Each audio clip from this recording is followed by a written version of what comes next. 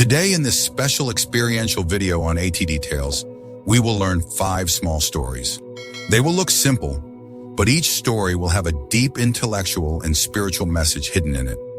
These stories, connected to Zen teachings and Buddha's wisdom, will be a mirror, which will give you the courage to look inside yourself. Every conversation will be like a lamp, which will spread light in the dark caves within you. Sometimes you will connect with your fears. Sometimes you will learn to stop your thoughts. Sometimes you will just sit quietly and feel that doing nothing is also sometimes the deepest cure. So let's slow down this fast-paced world for a while. Stop the storm going on inside you for a while. So let's go on this journey of ATD Tales where every story will make you a little lighter, a little calmer, and in the end will give you what you need the most, inner peace and a feeling of connecting with yourself. First story, the empty cup. In this story, we will learn that to gain true knowledge, it is necessary to empty oneself first. Unless we let go of our ego, assumptions, and the feeling of, I know everything, we cannot learn anything new. Now understand this in a practical way, even better through this story. A long time ago, in a quiet forest, amidst the snowy mountains of Japan, there was an ancient Zen monastery. There lived an old monk, calm, steady, and completely cleansed by years of meditation. With him lived a young disciple, bright, curious, and a little arrogant. Every day his routine was simple, but deep inside. Meditation, silence, service, and spending some time with the villagers. This was his life. One day it had rained lightly early in the morning. The ground was wet, the air was moist, and the drops falling from the leaves of the trees seemed to create the music of nature. The master and disciple set out for the village as usual. On the way, they had to cross a small river, which was flowing a little fast due to the rain.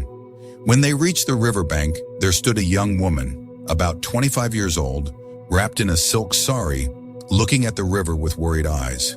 The edge of her sari was soaked in mud, and there was confusion in her eyes. She looked at the 2 monks and said very politely with folded hands, I have to cross this river, but the water is flowing fast and I am afraid. Can you help me? On hearing the young woman's words, a slight shock came over the disciple's face. He immediately looked at his master, like a child asking permission from his teacher. There was a clear rule in Zen discipline, not to touch women, but the master was absolutely calm. He looked at the young woman, saw fear in her eyes, saw helplessness, and without saying a single word, he went to her and lifted her in his arms, just like a father lifts his daughter, without any disturbance, without any conflict. They walked slowly and crossed the river.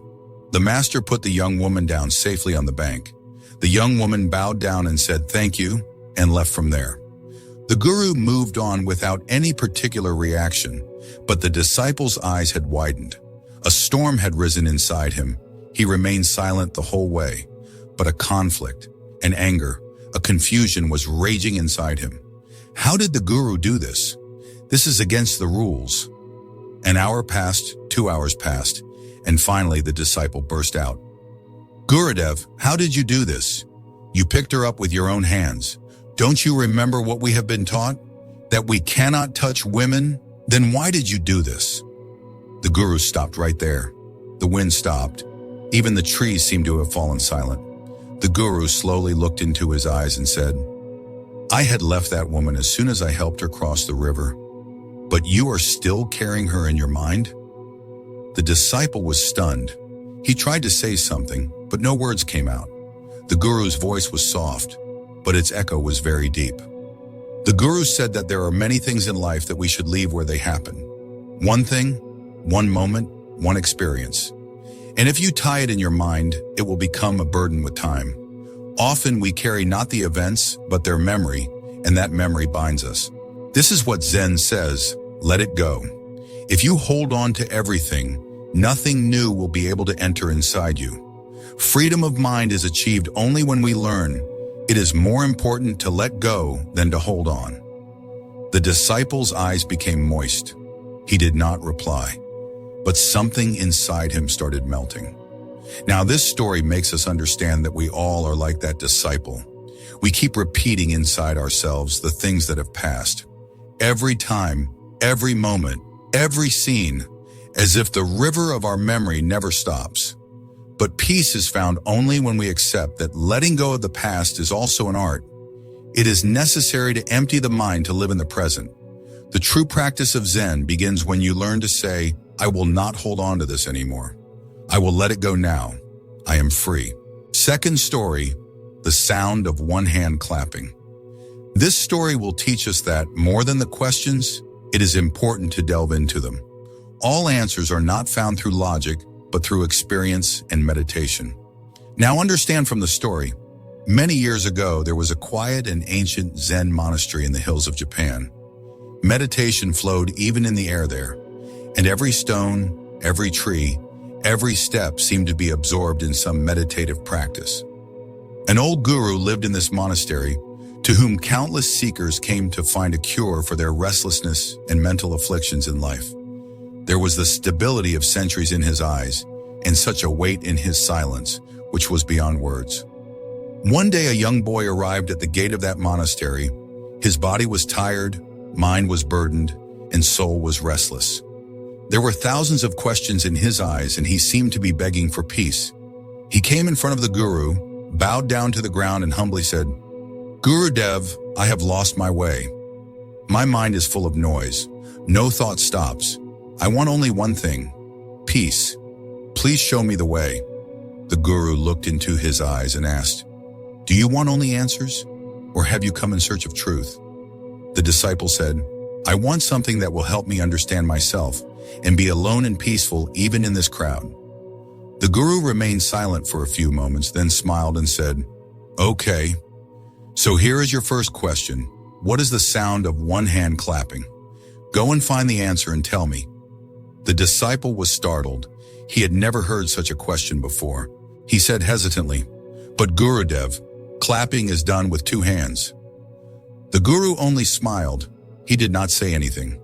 He closed his eyes, and as if his silence became a command. The disciple came out. His mind was entangled in that question, the sound of one hand clapping. What kind of question is this? He tried. Sometimes he would shake his hand in the air.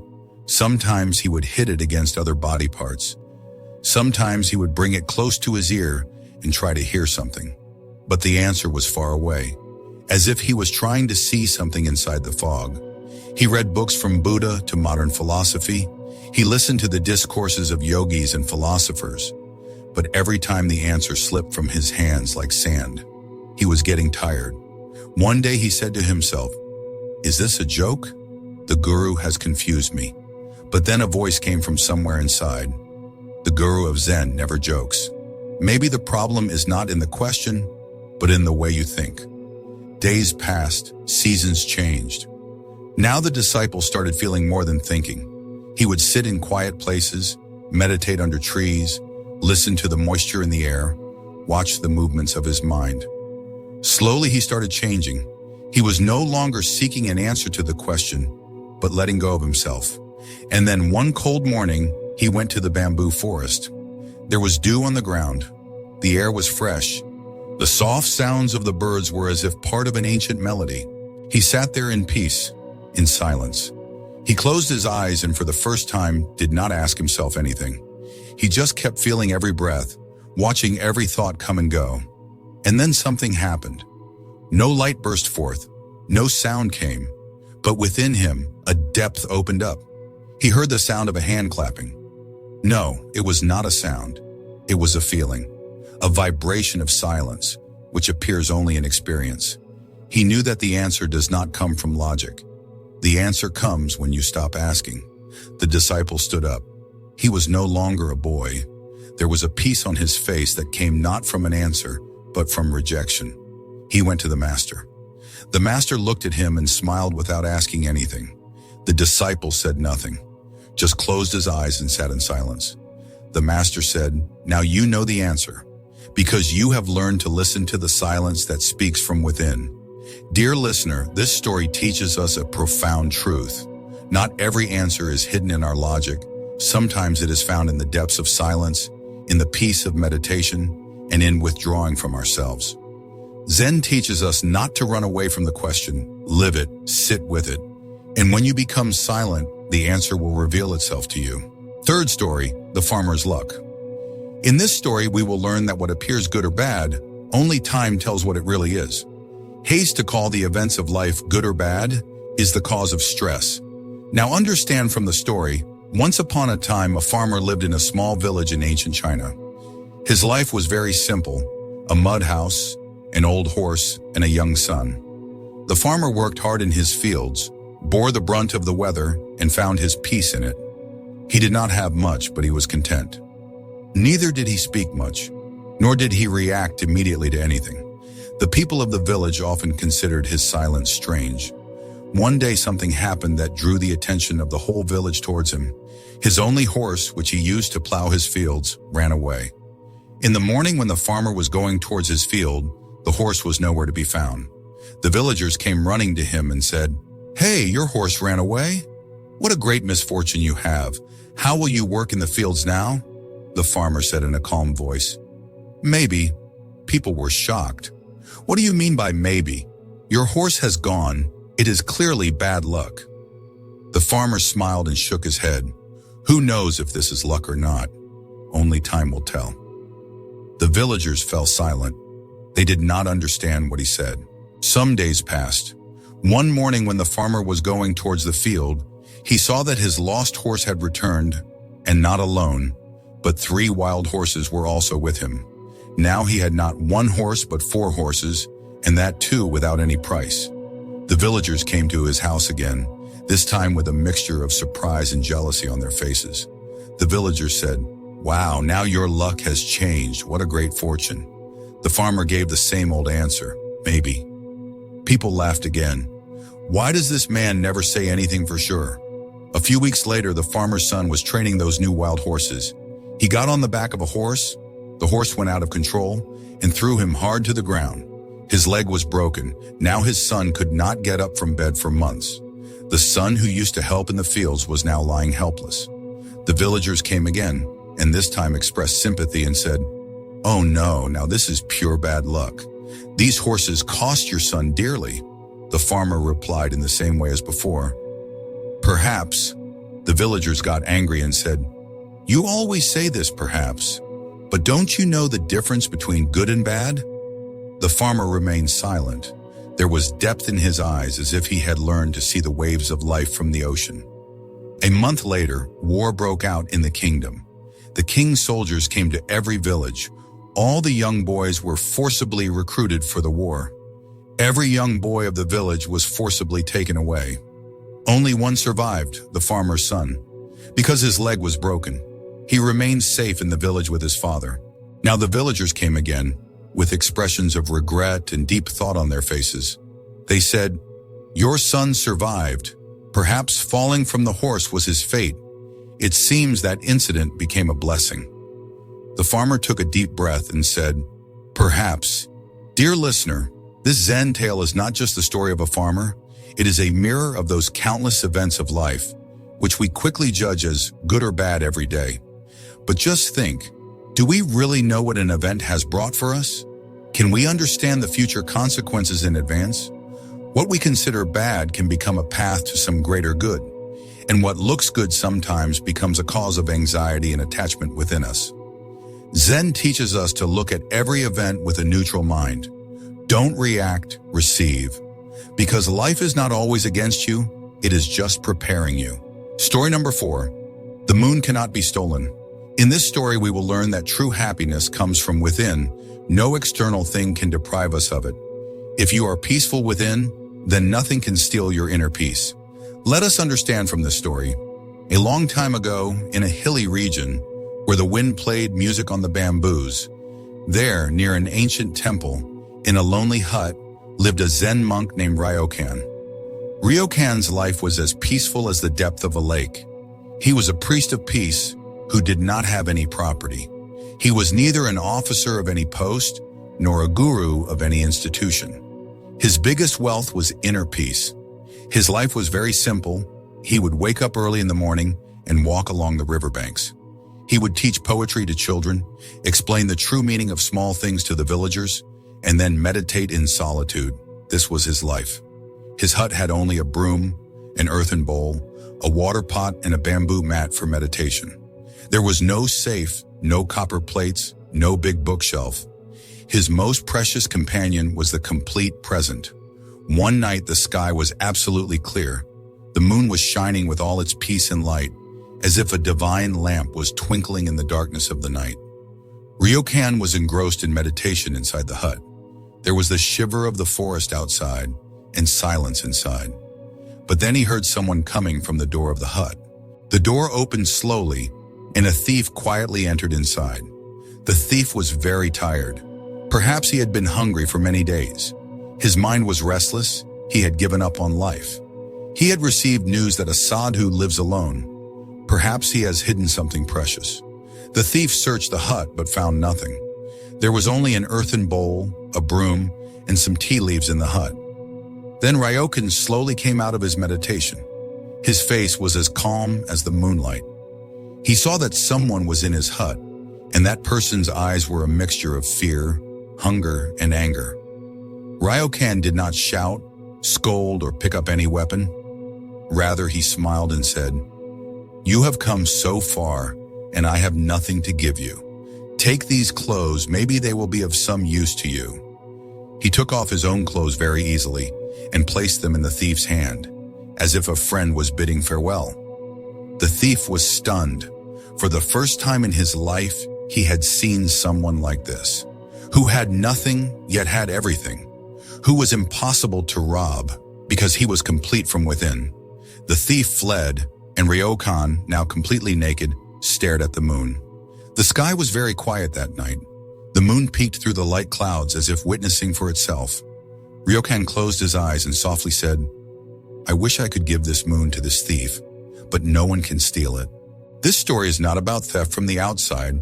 It is about prosperity from within.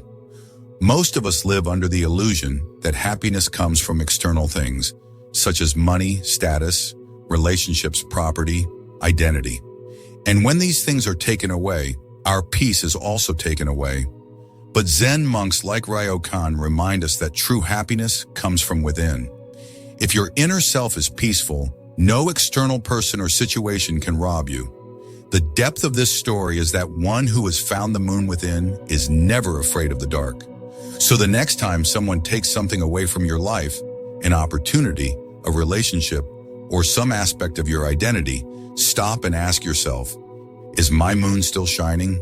Because someone who has found the inner moon never has to fear losing anything. Story number 5, the 2 arrows.